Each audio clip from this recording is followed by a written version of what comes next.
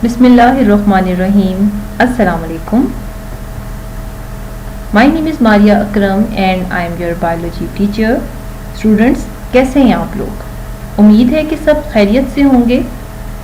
Dear students, today we are going to start a new chapter that is coordination and control. Students, जैसे कि आप जानते हैं कि लिविंग ऑर्गेनिज्म में कुछ ऐसे करेक्टरिस्टिक्स हैं जो कि नॉन लिविंग में नहीं होते.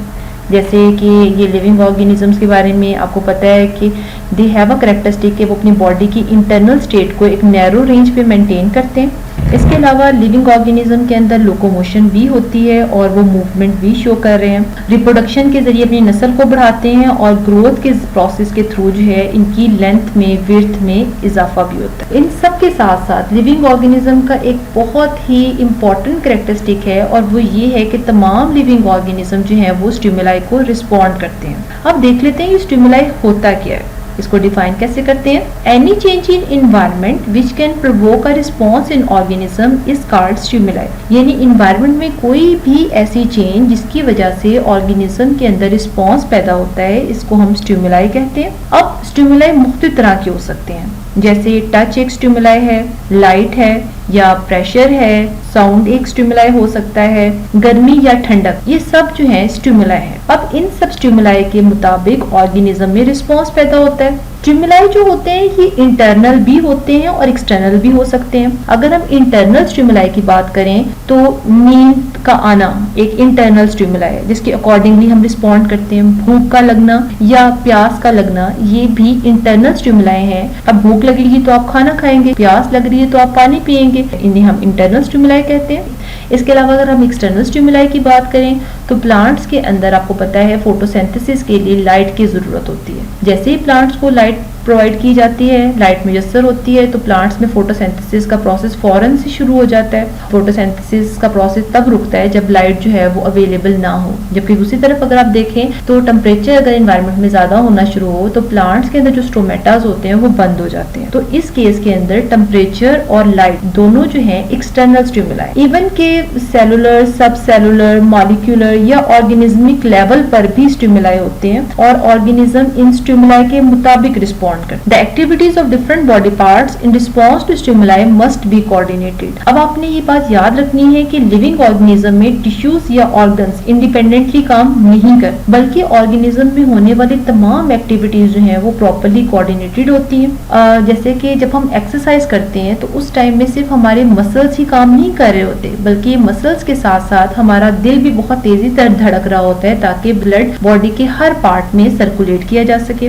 लंग्स की एक्टिविटी भी बढ़ जाती है, ब्रीदिंग हमारा रेट होता है वो बढ़ जाता है ताकि मैक्सिमम कार्बन डाइऑक्साइड जो बॉडी में प्रोड्यूस हो रही है उसे एक्सहेल किया जा सके और बाहर से मैक्सिमम ऑक्सीजन को इनहेल किया जा सके. इसके अलावा जो हमारे स्वेट ग्लैंड्स होते हैं ये भी पसीना प्रोड्यूस कर रहे होते हैं ताकि जो हमारी बॉडी के अंदर जो नॉर्मल टेम्परेचर है उसको वापस मेंटेन किया जा सके. तो इस तरह से हम कह सकते हैं कि कोऑर्डिनेशन की वजह से ये मुमकिन होता है कि वो तमाम फंक्शन जो ऑर्गेनिज्म के बिहेवियर के लिए जरूरी हैं उनको इंटीग्रेट किया जा सके या उनमें राब्ता कायम किया जाए. अब सवाल ये है कि कोऑर्डिनेशन ऑर्गेनिजम्स के लिए जरूरी क्यों है? Coordination is must for any organism to survive. पहली बात तो आपने याद रखनी है कि कोई भी ऑर्गेनिज्म सर्वाइव ही नहीं कर सकता अगर उसमें कोऑर्डिनेशन ना हो. Coordination is necessary to obtain nutrients. It is required to interact with external environment and respond to it. अब कोऑर्डिनेशन इसलिए भी जरूरी है ताकि हम एक्सटर्नल एनवायरनमेंट के साथ इंटरेक्ट कर सकें और इसके अकॉर्डिंगली रिस्पॉन्ड कर सकें. इसके अलावा ऑर्गेनिज्म में जो बेसिक ग्रोथ और डेवलपमेंट का प्रोसेस है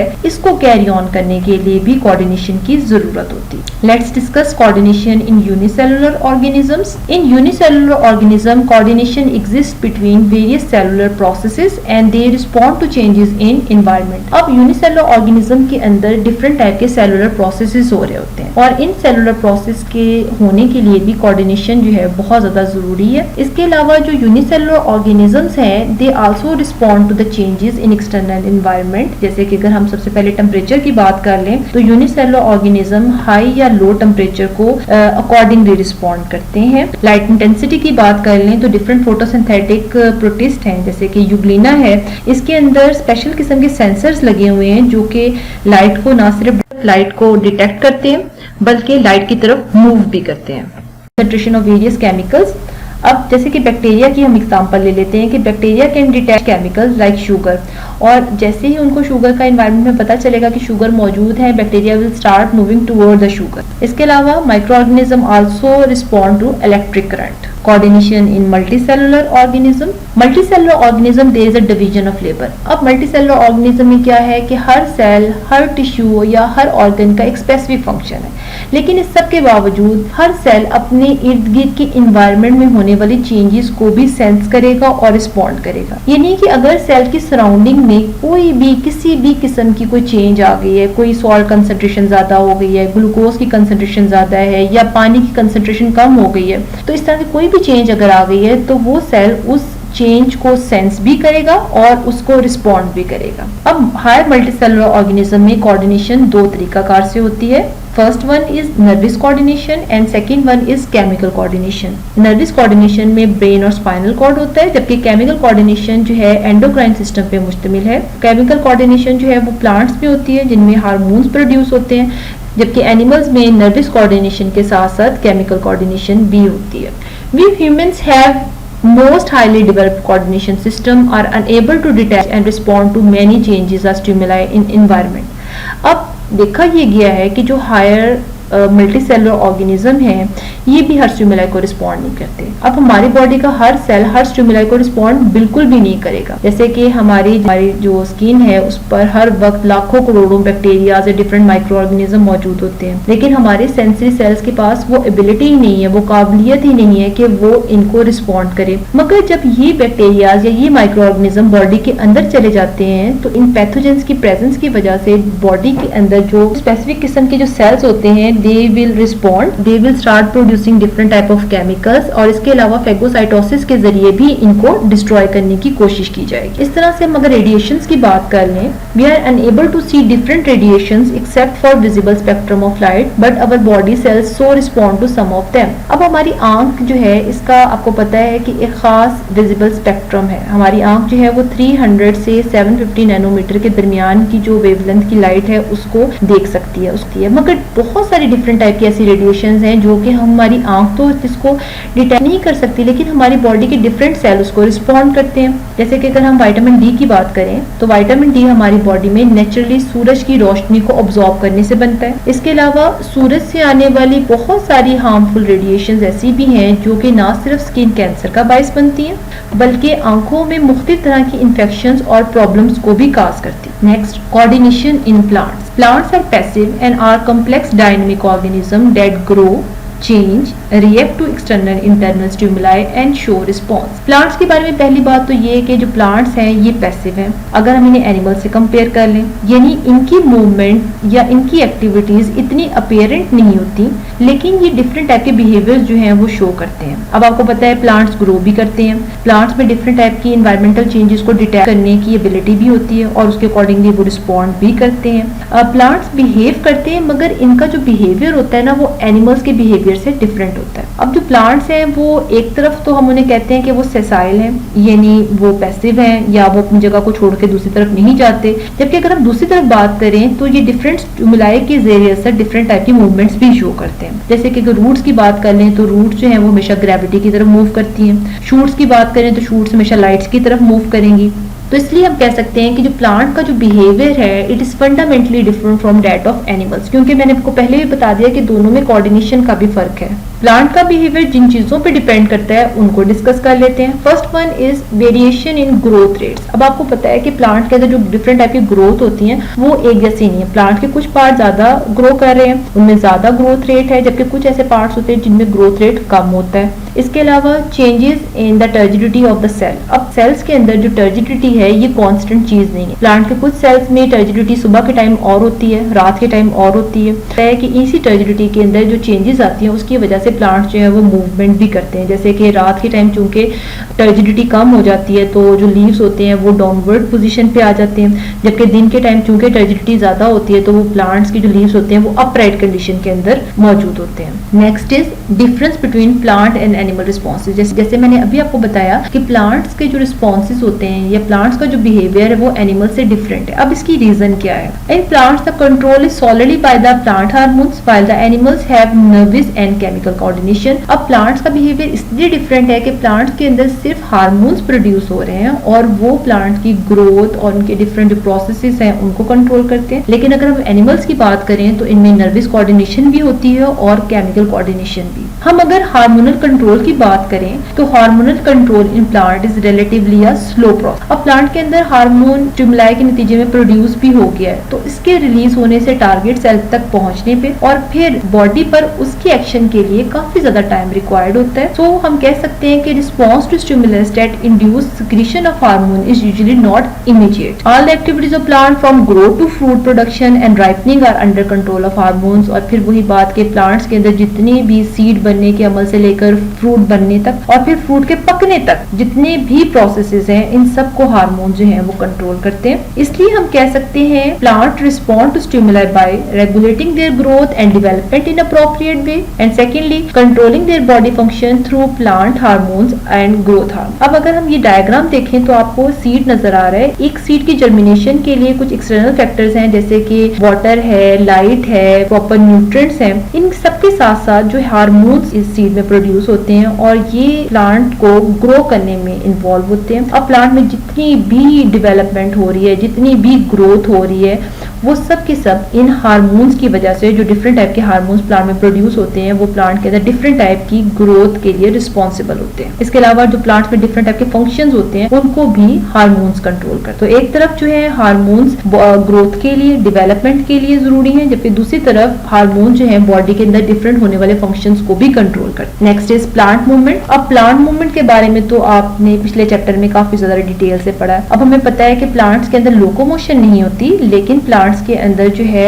मूवमेंट होती है। और जो मूवमेंट ऑफ ऑर्गन्स है it is possible depending on the nature and intensity of external stimuli. अब प्लांट का ऑर्गन कितना ज्यादा मूव करेगा या उसमें कितनी ज्यादा मूवमेंट होगी, तो ये डिपेंड करता है कि जो स्टिमुलाई है उसकी नेचर क्या है और उसकी इंटेंसिटी कितनी। अब प्लांट्स में दो तरह की मूवमेंट्स होती हैं। First one is the autonomic movement and the second one is paratonic movement. Response to environmental stress in plants. अब प्लांट्स को ग्रो करने के लिए मुख्तलिफ तरह के फैक्टर्स की जरूरत है, जैसे कि लाइट की जरूरत है, वाटर चाहिए, गैसेस चाहिए, इसके अलावा वैरायटी ऑफ न्यूट्रिएंट्स चाहिए। इनमें से कोई भी ऐसा फैक्टर या तो मिसिंग हो या उसकी सप्लाई कम हो तो इससे प्लांट्स की ग्रोथ के ऊपर या उसकी हेल्थ या उसके सर्वाइवल पे डायरेक्टली असर पड़ता है। जैसे कि हम बात कर लें फिर प्लांट को एक ऐसी जगह पे हमने ग्रो कराया जहाँ पे लाइट नहीं है, तो प्लांट्स होंगे वो फिर बहुत ज्यादा लंबे हो जाएंगे और इनमें क्लोरोफिल भी नहीं बनेगा और इस कंडीशन को हम एट्यूलेटिव कहेंगे। जैसे कि आपको यहाँ भी नजर आ रहा है, ये नॉर्मल प्लांट है जिसको हमने नॉर्मल लाइट के अंदर रखा और ये एक ऐसा प्लांट है जो कि हमने अंधेरे में रखा। अब देखें दोनों के साइजेस में भी फर्क है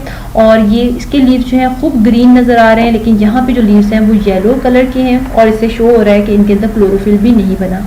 नेक्स्ट हम क्लोरोसिस की बात करते हैं।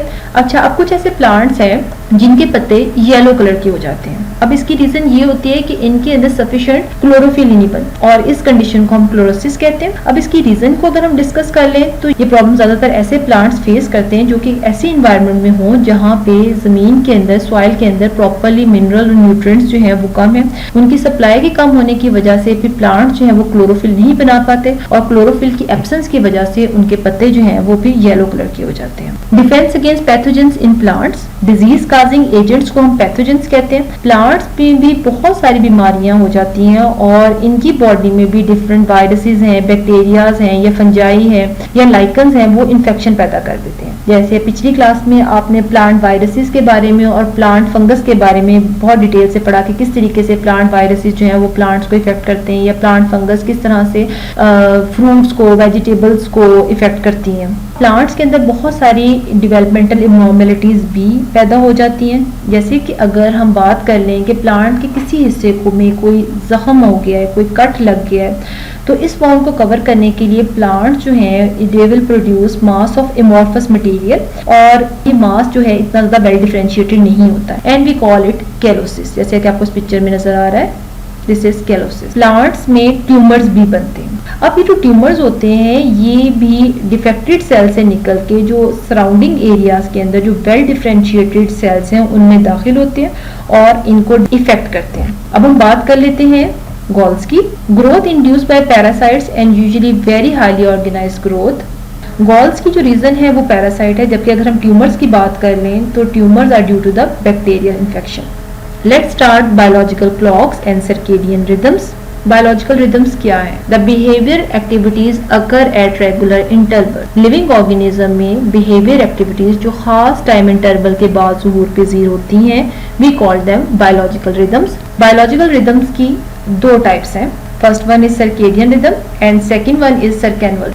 सबसे पहले हम सर्केडियन रिदम्स की बात कर लेते हैं। ऐसी एक्टिविटी जो 24 घंटे के बाद रिपीट होती हैं, इन्हें हम सर्केडियन रिदम्स कहते हैं। जैसे कि हमारा सोने जागने का साइकिल है, फ्लावर्स की ओपनिंग और क्लोजिंग जो है वो भी इसमें शामिल है। आपको पता है कुछ ऐसे फूल हैं जिनकी खुशबू दिन के टाइम होती है, और कुछ ऐसे फूल जैसे कि रात की रानी है, उसकी खुशबू सिर्फ रात को होती है। तो ये सब जो है सर्केडियन रिदम्स की एग्जाम्पल्स हैं। अगर हम सर्कैनुअल रिदम्स की बात करें तो ये जो रिदम्स ऐसे हैं जो कि 365 डेज के बाद रिपीट होते हैं। जैसे कि एनिमल्स के अंदर जो माइग्रेशन पैटर्न है, आपको पता है कुछ ऐसे परिंदे हैं जिन्हें माइग्रेटरी बर्ड्स कहते हैं, जो एक खास मौसम में हिजरत करते हैं, एक जगह से दूसरी जगह जाते हैं। इसके अलावा जो हाइबरनेशन करते हैं एनिमल्स, सर्दियों के अंदर सो जाते हैं, जैसे स्क्विरल्स हैं, बियर्स हैं, फ्रॉग्स हैं, वो हाइबरनेट करते हैं। तो ये इनका जो साइकिल होता है वो एक साल के बाद रिपीट होता है। ऐसा साइकिल जो 365 डेज पे मुश्तमिल होता है, तो इसे हम सर्कैनुअल रिदम कहते हैं। Organism come across environmental changes that are cyclic in nature such as days, tides and season. Organism जो environmental changes को फेस करते हैं वो cyclic in nature है। जैसे कि आपको पता है कि दिन जो है तो वो 24 घंटे का है, और इन्हीं 24 घंटों के हिसाब से ऑर्गेनिज्म अपनी एक्टिविटी करते हैं। अगर हम टाइड्स की बात करें तो हमें पता है कि चांद जो है वो टाइड्स को बनाने के लिए रिस्पॉन्सिबल है। अब चांद एक खास तरतीब से घटता और बढ़ता है, तो इसी के अकॉर्डिंगली फिर लो टाइड्स और हाई टाइड्स बनती हैं। और ये जो हाई टाइड्स हैं ये ओशन प्लांट्स और फिशेस की रिप्रोडक्टिव एक्टिविटी को इफेक्ट करती हैं। इसके अलावा अगर हम सीजन्स की बात करें तो सीजन्स के भी आने और जाने का एक खास टाइम मुकर्रर है। यानी many organisms maintain internal rhythm or clock to predict the one set of periodic changes and to keep them prepared for these changes. यही वजह है कि बहुत सारे ऑर्गेनिज्म अपनी इंटरनल रिदम या क्लॉक को मेंटेन करते हैं और पीरियोडिक चेंजेस को प्रिडिक्ट कर लेते हैं, अपनी बॉडी को इन चेंजेस के अकॉर्डिंगली तैयार कर लेते हैं। यहाँ पे हम एग्जांपल देख लेते हैं, जैसे कि आर्टिक फॉक्स। आर्टिक फॉक्स के अंदर जो है स्प्रिंग और समर में जो कोट का कलर है वो डार्क होगा ताकि इन्वायरमेंट के साथ ये मैच कर सके, जबकि सर्दियों में इसकी कोट का कलर जो होता है वो व्हाइट हो जाता है। ल्यूमिनस प्लांट की एग्जांपल देख लेते हैं। ल्यूमिनस प्लांट जो है इनके पत्ते रात के टाइम डाउनवर्ड कंडीशन में होते हैं, जबकि दिन के टाइम जो है ये अपराइट कंडीशन के अंदर आ जाते हैं, और इन मूवमेंट्स को हम स्लीप मूवमेंट्स भी कहते हैं। वो माइग्रेटरी बर्ड्स भी साल के खास मौसम के अंदर माइग्रेट करते हैं। Let's check causes of biorhythms. First reason है एक्सोजीनियस स्टिमुलाई। बायोरिदम्स में be direct response to the various changes in external या एक्सोजीनियस स्टिमुलाई। अब कुछ ऐसे ऑर्गेनिज्म है तब तक बिहेवियर एक्टिविटी या अपना रिस्पॉन्स शो नहीं करते जब तक बाहर से कोई स्टिमुलाई ना मिले। ऐसे स्टिमुलाई को हम एक्सोजीनियस या एक्सटर्नल स्टिमुलाई कहते हैं, और जैसे ही स्टिमुलस मिलता है तो ऑर्गेनिज्म इसके मुताबिक जो है अपना रिस्पॉन्स शो कर लेते हैं। फॉर एग्जांपल हमारी बॉडी के अंदर जो स्वेट ग्लैंड्स हैं तब तक पसीना नहीं बनाएंगे जब तक के बाहर का दर्जा हरारत हमारी बॉडी के टेम्परेचर से बढ़ ना जाए। इसके अलावा प्लांट में फोटोसिंथेसिस के प्रोसेस के होने के लिए लाइट की जरूरत है। जब तक लाइट अवेलेबल नहीं होगी फोटोसिंथेसिस का प्रोसेस भी नहीं होगा। Second one is endogenous stimuli. अब बाज़ औक़ात ऑर्गेनिज्म के अंदर का स्टिमुलाई बाहर की एनवायरनमेंट के साथ सिंक्रोनाइज कर ले और बिहेवियर शो कर देता है, और ये जो एंडोजीनियस स्टिमुलाई है ये बनते बाहर की एनवायरनमेंट के अकॉर्डिंगली है। लेकिन जब एक दफा ये एंडोजीनियस स्टिमुलाई बन गए हैं तो फिर ये जनरेशन आफ्टर जनरेशन चलते हैं और फिर हमेशा एक्सटर्नल स्टिमुलाई के साथ सिंक्रोनाइज करके रिपीट होते हैं, और ये जो टाइम पीरियड होता है वो 24 घंटे से 365 डेज तक भी हो सकता है। अब अगर हम इसकी एग्जांपल्स देख लें तो सीजन के चेंज होने पर माइग्रेटरी बर्ड्स के अंदर जो है हार्मोनल चेंजेस आती हैं और फिर वो माइग्रेशन करते हैं। पौधों ने अपना सारा वेस्ट मटेरियल उन पत्तों में स्टोर किया होता है, और जैसे ही बाहर से एक्सटर्नल स्टिमुलाई मिलता है तो दरख्त या पौधे अपने पत्ते जो है वो गिराना शुरू कर देते हैं, और ये synchronisation mechanism may be a combination of one or two. The rhythms are in one's gene, but the environment influences the rhythms to some extent. अब ये जो बायोरिदम्स के लिए जो जीन्स हैं वो इंडिविजुअल्स में मौजूद है, लेकिन जो इन्वायरमेंट है उसका इन रिदम्स पे एक खास इन्फ्लुएंस होता है। जैसे कि पौधों में जब फल लग जाता है तो इस फल को पकने के लिए खास टेम्परेचर की जरूरत होती है। जैसे हमें पता है कुछ फल ऐसे हैं जो सर्दियों में लगते हैं और कुछ गर्मियों में। अगर वो खास टेम्परेचर इन फलों को नहीं मिलेगा ना तो ये फल भी प्रॉपरली पक नहीं सकेंगे, यानी इन फलों को पकने के लिए एक्सटर्नल स्टिमुलाई की जरूरत होती है। यही वजह है ऑर्गेनिज्म के बिहेवियर की टाइमिंग ऑर्गेनिज्म की इंटरनल प्रोसेसेस और एनवायरनमेंट का कंबाइंड इफेक्ट होता है। अच्छा जी, जैसे पहले भी बताया कि basic period of clock is इनेट, यानी ऑर्गेनिजम्स के अंदर जो डिफरेंट टाइप की बिहेवियर एक्टिविटीज होती हैं जो कि रेगुलर इंटरवल्स में हो रही होती हैं, इन्हें ऑर्गेनिज्म के जीन्स कंट्रोल करते हैं। और ऐसे तमाम कैरेक्टरिस्टिक जिनको जीन्स कंट्रोल करते हैं उन्हें तब्दील नहीं किया जा सकता। बायोलॉजिकल रिदम सबसे पहले ड्रोसोफिला में स्टडी किया गया। सबसे पहले अर्विन बेनिंग थे जो कि एक जर्मन बायोलॉजिस्ट थे। उन्होंने फ्रूट फ्लाई पर डिफरेंट एक्सपेरिमेंट्स किए। ड्रोसोफिला दिन के मुख्तलिफ टाइम में मुख्तलिफ फिजिकल एक्टिविटीज करते हैं और हर काम के लिए एक खास टाइम पीरियड है और कोई भी फिजिकल एक्टिविटी किसी दूसरे टाइम में नहीं हो सकती। अब अर्विन बेनिंग ने क्या किया कि ड्रोसोफिला की 15 जनरेशंस को मुसलसल अंधेरे में रखा। मुसलसल अंधेरे में रखने का मकसद ये था कि जो 24 आवर्स का जो साइकिल है इनका वो डिस्टर्ब किया जा सके। लेकिन जब 16वीं जनरेशन को चेक किया गया तो पता चला कि जो 24 घंटे का रिदम इनमें खत्म ही नहीं हो सका। अभी भी जो फिजिकल एक्टिविटी सुबह में हो रही थी 16वीं जनरेशन के अंदर भी वही फिजिकल एक्टिविटीज सुबह के टाइम हो रही थी और जो एक्टिविटीज जो थी वो रात में हो रही थी वो स्टिल 16वीं जनरेशन में भी वैसी ही थी। Next is plant hormones, some of the special substances produced by plants which influences growth. अब हम डिफरेंट टाइप के प्लांट हार्मोन्स के बारे में इस चैप्टर में पढ़ेंगे, लेकिन सबसे पहले हम ऑक्सिन को डिस्कस कर लेते हैं। Auxins are indole acetic acid and its variants. सबसे पहले इसका स्टेम में रोल देख लेते हैं। In stem promote cell enlargement in region behind apex. अब स्टेम के अंदर ऑक्सिन मुसलसल प्रोड्यूस हो रहे होते हैं और ये प्लांट के अंदर जो स्टेम्स हैं उनकी लेंथ में इजाफा करती हैं और ये सेल को एलोंगेट करने के साथ साथ हमेशा याद रखिएगा जो स्टेम की मूवमेंट होती है टुवर्ड द लाइट, इसके लिए ऑक्सिन रिस्पॉन्सिबल होते हैं। It also promote cell division in cambium. Roots में देख लेते हैं। Roots it promote growth at very low concentration and inhibit growth at high concentration. For roots के अंदर भी ऑक्सिन प्रोड्यूस होती है। अगर तो ऑक्सिन की कंसंट्रेशन कम है तो ये रूट की ग्रोथ को इंक्रीज करेगी, लेकिन अगर ऐसे हो कि इस ऑक्सिन की कंसंट्रेशन ज्यादा हो जाए फिर रूट की ग्रोथ को इनहिबिट कर देगी। ऑक्सिन जो है अगर जब ये रूट में मौजूद होते हैं तो ये रूट की मूवमेंट टुवर्ड द ग्रेविटी जो है इनहेंस करते हैं। It also promote growth of root from cuttings and calluses. Auxin का एक और इम्पोर्टेंट फंक्शन ये है कि it promote bud initiation in shoots but sometimes antagonistic to cytokinins and it is inhibitory. अब ऑक्सिन जो है इसका मेन फंक्शन ये है कि ये बड को इनिशिएट करता है। जहाँ पे आप देख सकते हैं ये बड इनिशिएशन के अंदर इसका बहुत इंपॉर्टेंट रोल है, लेकिन सम टाइम ऐसा होता है कि ये साइटोकाइनिन्स से ऑपोजिट काम करते हैं और ये फिर बड को इनहिबिट करने के लिए भी रोल प्ले कर रही होती हैं। Promote apical dominance and fruit growth. अब एपिकल डोमिनेंस क्या होती है? कुछ ऐसे प्लांट्स हैं जिनके अंदर एपिकल बर्ड जो है ग्रो करता है, तो इस टाइम में बाकी के एक्सिलरी बर्ड्स जो हैं उनमें लो ग्रोथ होती है। अब आप देख सकते हैं कि ये जो है एपिकल बर्ड है। अब इस एपिकल बर्ड में तो खूब ग्रोथ हो रही है, लेकिन जो नीचे एक्सिलरी बर्ड्स हैं इनके अंदर जो ग्रोथ है ये सुप्रेस है। अब इस फिनोमिना को हम एपिकल डोमिनेंस कहते हैं। लेकिन अगर हम ऐसा करें कि शूट टिप को रिमूव कर दें तो फिर क्या होगा कि ये एक्सिलरी बर्ड्स जो हैं ये ग्रो करना शुरू हो जाएंगे। जैसे यहाँ पे मैंने अगर शूट टिप को रिमूव कर दिया तो अब आप इधर देखें कि ये एक्सिलरी बर्ड्स जो हैं वो ग्रो करना शुरू हो जाएंगे। Auxins play important role in fruit growth. Auxins sometimes induce parthenocarp. अब ये पार्थिनोकार्प क्या है? Development of fruit without fertilisation and thus no seed formation takes place. अब ऑक्सिन की वजह से हम इस काबिल हो गए कि ऐसे फ्रूट्स ग्रो कर सकें जिनके अंदर सीड नहीं होते। अब आपको थोड़ा सा ये सरप्राइज लगेगा कि ऑरेंजेस हैं जिनके अंदर सीड नहीं है, या वाटरमेलन है इसमें सीड नहीं है, केला है इसमें तो सीड नहीं है। तो ऑक्सिन जो है ये पार्थिनोकार्पी जो है इस इंड्यूस करते हैं fruits. Auxins car delay in leaf senescence ageing in few species. अब ऑक्सिन जो है वो कुछ ऐसे स्पेशल किस्म के लीफ हैं जिनके अंदर एजिंग के प्रोसेस को रोक देती है या उसके अंदर डिले कर देती है उसको।